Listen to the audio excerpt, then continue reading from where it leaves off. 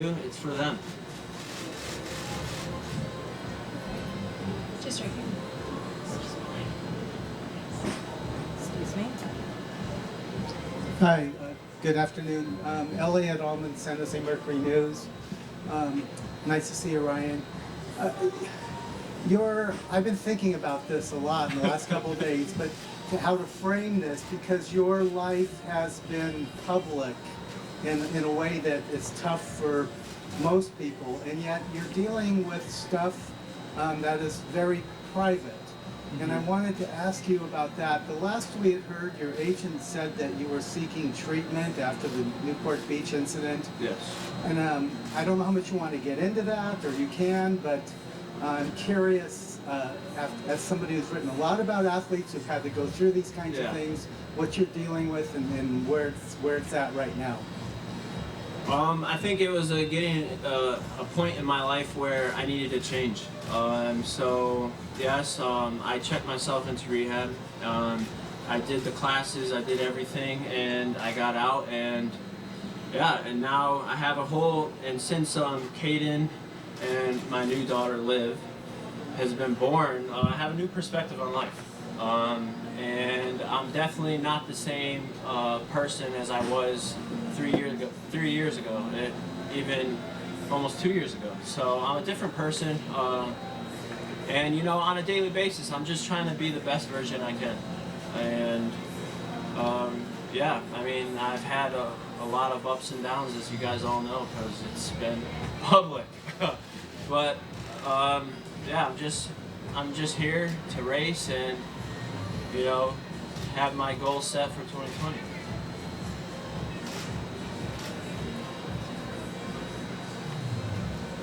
Brian, Dandy Donna with Swimming World. Can you just talk a little bit about you mentioned your kids and just how big of a deal that is, obviously, and congratulations. But how important have they been throughout all of this? And just as you try to, like you said, get the new perspective. I mean, not many people get to spend as much time with their kids as you have recently. Is it are you looking at it at all as a blessing in disguise, as how much time you've had with them throughout this? I mean, I could talk about my family and my kids all day. I'm just this is my life. I feel is complete. It's everything I've ever wanted growing up was a beautiful wife and kids. And now I have that, and I'm just so happy. And anything I do now, it's hard. I'll tell you this, it is definitely hard. Being at the age that I am and being able to swim as a job and still be that dad and that husband that I want to be. When kids that I race against, after practice, they can go home and rest. And after a hard workout, I have to go home and I have to pull some kind of energy out of me and be that loving, playful dad and that great husband that I am. And so I have no rest, no recovery for me. And definitely with the newborn, with my daughter, there's definitely no sleep. So it's definitely a big challenge, but it's all worth it. I'm having fun swimming again. And I haven't had fun since 2012 Olympics. So it's been a long time where I can honestly say I'm stepping out on that pool deck with a big smile on my face. And I owe it all to my kids and my wife. They've been my backbone throughout this whole journey, these past 3 years, and I'm having fun again. It's awesome, and I owe it all to them, so.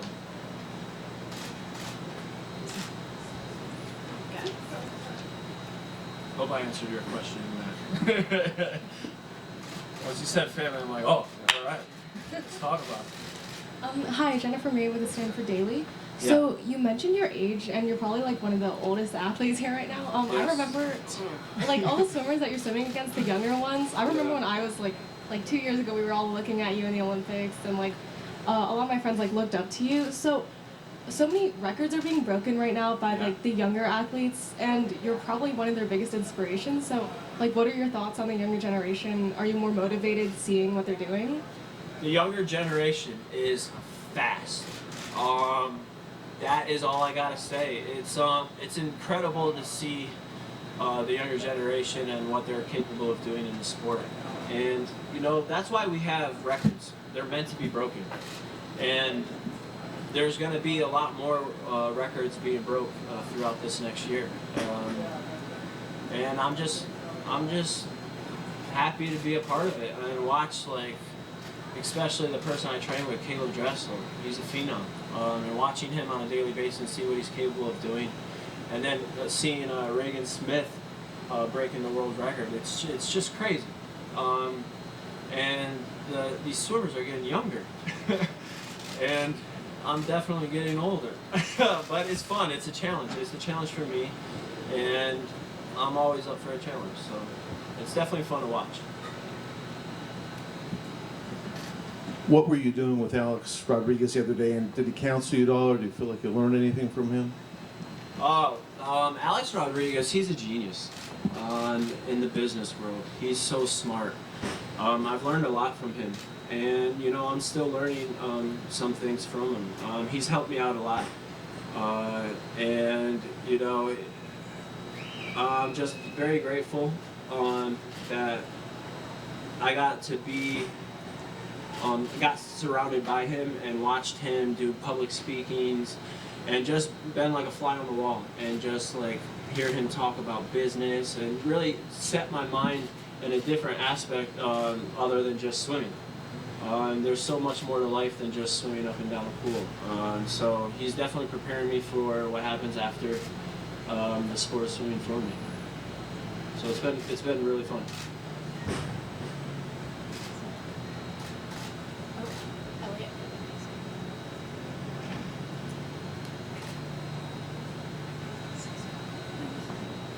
Thank you. Thanks, Ryan. I just need, because we haven't talked in a year, so I just need to go over a few things to make sure I'm clear. Sure. The one thing is the technical violation that forced you out for 14 months. I believe you said that you had taken, the IV infusion was a B complex, and I want to make B12, sure, yeah. B12 complex, so that is correct? Yep. Yeah, and I'm describing it as a technical violation. Is that the way that you feel like what happened? It's a violation. We have rules to keep this sport clean, and you know, the thing that I did, it doesn't matter amount. It was the amount of liquid going through my body through an IV. It didn't matter if it was water. Mine was just vitamin 12, B12.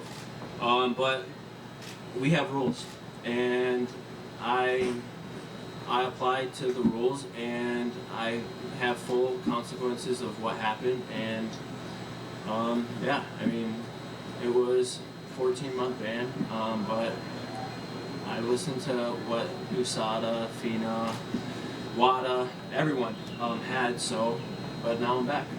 And this is a follow-up. And you were taking that as an immunity because your wife and son were sick? Yes. So both my son had to go to the hospital because he was really sick, and my wife at the time was getting really sick. So, and she had actually went to the hospital as well. So I didn't want to get sick, especially had competitions that I was going to swim. So yeah, I just got vitamin 12 infusion, and that's a no-no. So I paid the penalty. That's all I can really say. I have more questions if I can keep going. Go Go ahead. Okay, thanks. As far as, let's talk about swimming a little bit. Somebody who's going to turn 35 on Sunday, and Oh, don't remind me. that's awesome. You have 30 more years to go to catch me. So the people that can stay at a world-class level are sprinters. Yeah.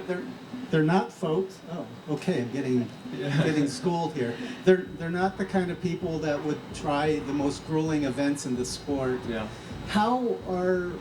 I know that with Greg you're doing 8,000, 9,000 meters a day and all the other stuff. But how are you able to at 35 continue going against Caleb and everything else you're doing? Well, when I do go to the pool, I'm doing not that much anymore. My body can't handle it. This past couple months, I've been really spotchy, I guess you can say, in my swimming. I mean, like I said, I'm a family man. My family comes first, more than swimming. Family trumps everything, and I want to be the dad that's always there, helping my wife out on a daily basis with the kids, and being there every second when Liv is born, my daughter. So swimming has kind of taken has been my second priority, but this nationals for me is a stepping stone. I mean, I'm back in swimming. I just wanted to see where I'm at in the swimming world, and I have a long journey in the next year to see what I'm gonna do. So my training, I'm gonna keep the same. I'm gonna just keep doing what I'm doing with me and my coach, and whether I go to the shorter end or I go to doing the 4IM again, who knows? I'm just gonna go take every day, take each day by day, and I'm just gonna do what I love to do and train, and we'll find out what the events I'm gonna be swimming. There's certain things that I can't do anymore that I used to when I was 20 years old, 24. I have to really listen to my body. So there's days where this old man needs a break from swimming, or I need a couple days recovery. But me and Troy know that, and I got to do what's best for me in my swimming. So. But any chance I can race Caleb or race all these younger guys, I'll be more than happy to, because it's a challenge for me. Everything's a lot harder. Like I said, when I go home, I don't have recovery. I can't go get a massage. I can't go take a nap. I have to go and be playful dad, and like take my kids to the park and take them for a long walk. So I don't get that luxury of recovering, but I mean, it's all worth it at the end.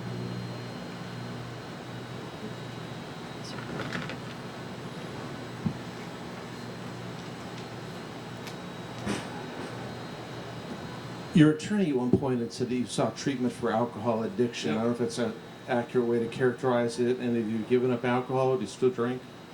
I had a glass of wine when Liv was born, celebrating. I had a glass of wine, but yeah, I don't care for it. I have bigger and better things going on in my life, and I'm glad that I went to rehab and got checked out, just because it helped me out. It helped put things in perspective in my life, and what is really more important than going out to a bar and getting hammered or doing anything like that. I go home and I get to play with my kids and kiss and hold my wife. So that to me is everything. And is it accurate to call it an addiction or just alcoholism? Is it accurate to call it addiction or alcoholism, or what specifically were you going to? You know, you can call it whatever you want to call it. I went there because I needed help. I needed to change some things in my life, and that's what I went there for, and I came out a better man. We'll have one final question, if there's anyone. Anyone want to talk about my kids?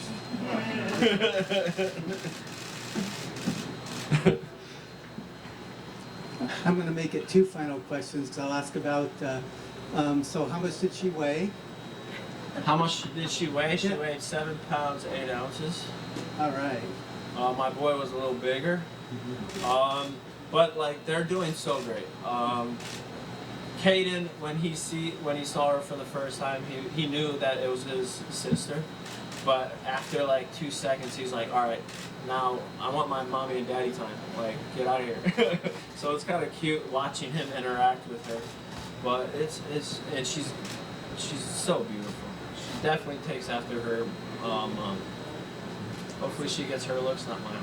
Yeah. And then just to follow up on what Josh was just asking you, how how long, what was the treatment program? How long was it? 6 weeks, 2 months, It was about 6 weeks. 6 weeks Yeah. in Florida? Yes, in Florida. Yeah, because like I said, my wife was pregnant. I needed to help her out, so yeah, I was doing all the classes, everything that they told me to do, I was doing.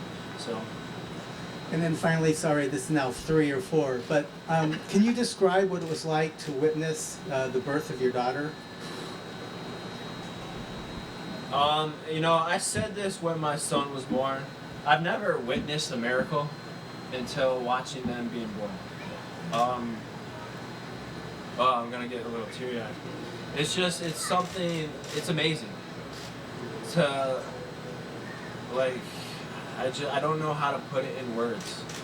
I mean, only fathers and mothers can understand this. It's, when I was able to see them being born, it was just, I did not know, like, I was just like, how can this be? Like, we just made a human being. Like, this is freaking amazing. And it's, every time I look at them, I'm just like, I'm in awe. I'm like, how did I get so lucky? Like, this is something amazing, and it's the greatest feeling, being a dad. It's awesome. Thank you. Thank you, everyone, for coming. Thank you, Ryan.